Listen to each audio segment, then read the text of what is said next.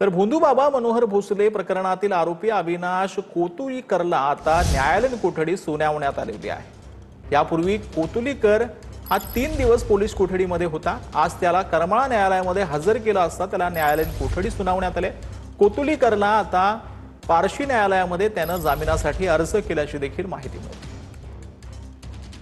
अहिल्यानगरमध्ये प्रसिद्ध होण्याच्या हव्यास एका तरुणाच्या अंगलट आलाय। संगमनेरच्या विश्वजित धुंडगळ या तरुणानं एआयच्या मदतीने स्वतःच्या वाढदिवसाचे एक बनावट शुभेच्छा पत्र तयार केलं। यावर त्यानं थेट पंतप्रधान मोदी, मुख्यमंत्री फडणवीस आणि उपमुख्यमंत्री शिंदेंच्या नावाचा आणि राजमुद्रेचा गैरवापर केलेला आहे। हे बनावट पत्र सोशल मीडियावर व्हायरल केल्याप्रकरणी पोलिसांनी या तरुणाला ताब्यात घेतलं असून त्याच्यावर गुन्हा देखील दाखल करण्यात आलेला आहे।